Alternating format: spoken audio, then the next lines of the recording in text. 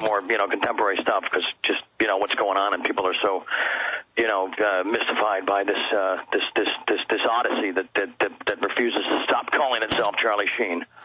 Absolutely, Charlie. It was good to see you a few weeks ago at your home. You are Likewise. You are you are looking great, and you're completely clean, aren't you?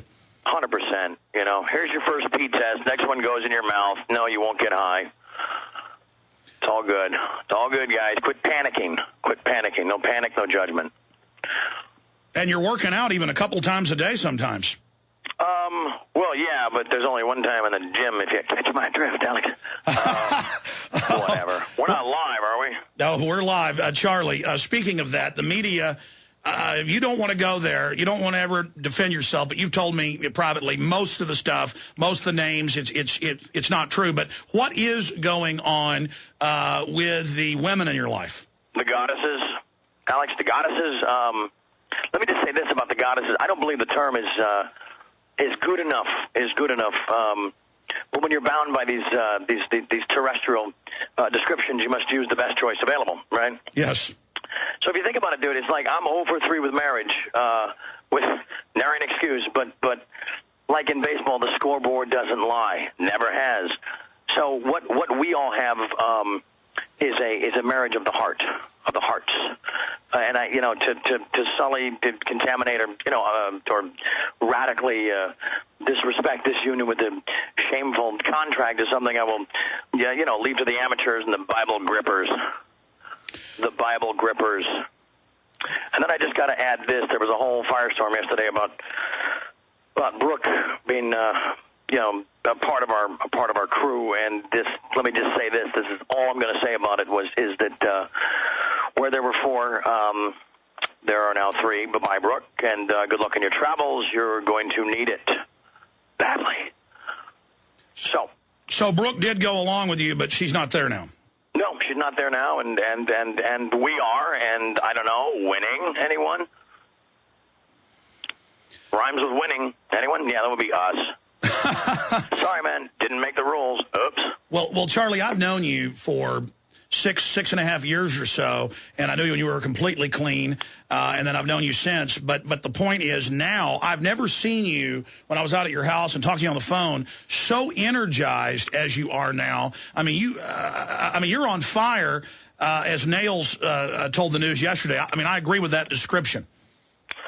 Well, I think it was Nails that said, and I was really, really flattered because he got it right, that I'm not, he might be Nails, but I'm freaking bayonets, I am battle-tested bayonets, bro, and I'm tired. I am so tired of pretending like my life isn't perfect and bitching and just winning every second, and I'm not perfect and bitching and just delivering the goods at every freaking turn because look what I'm dealing with, man. I'm dealing with fools and trolls, I'm dealing with soft targets, and it's just...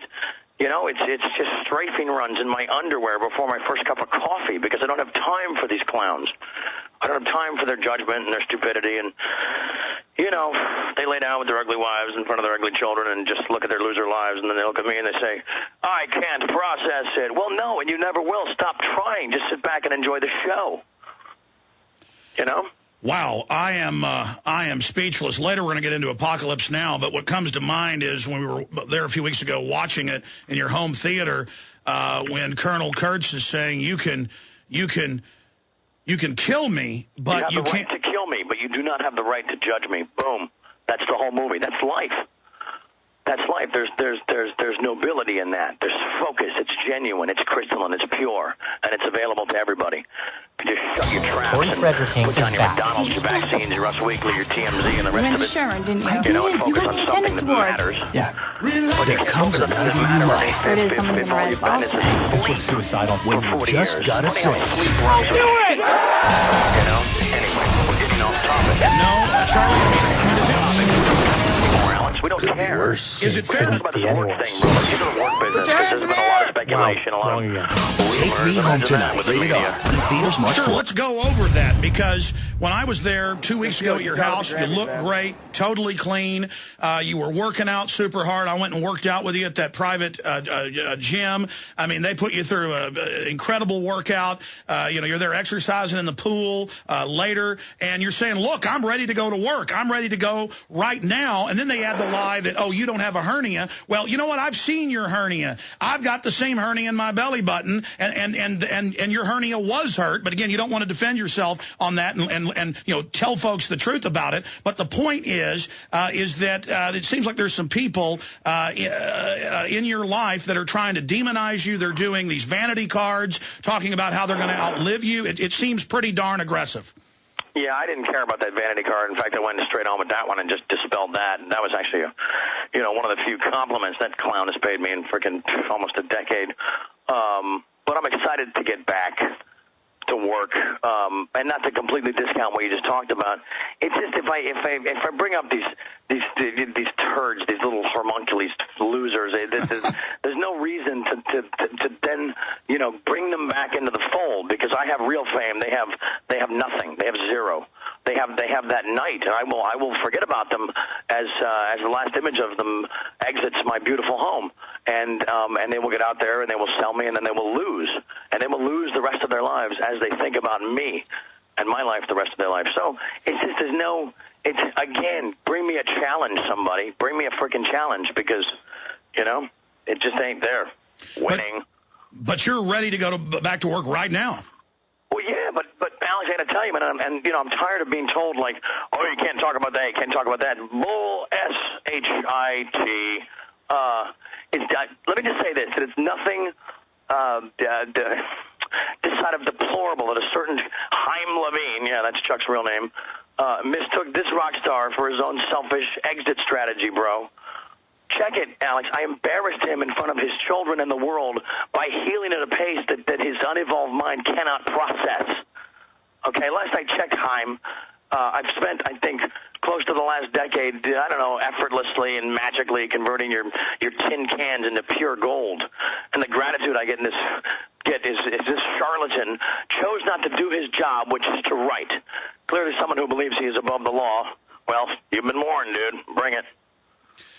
Charlie, everybody that I know that knows you, and I know you well, talks about how behind the scenes you give incredible amounts of money to charity, you help people, you give things to everybody, you go out and help firemen and school children. I mean, you but genuinely are a nice guy, but you've always just let people attack you and lie about you. And in the years I've known you, and in the years people that have known you for decades, they say Charlie is on fire. And after he came out of what he's been in the last 7 months, he is not putting up with people trying to push him around anymore. Is that fair to say? It's an understatement. I'm sorry, man. I got magic, and I got poetry at my fingertips, and I'm most of the time, and this includes naps. I'm an F-18, bro, and I will destroy you in the air, and I will deploy my ordnance to the ground. Are you going to announce your new tattoo here on air? Yeah, why not? Because it's just pure and complete gnarlyisms.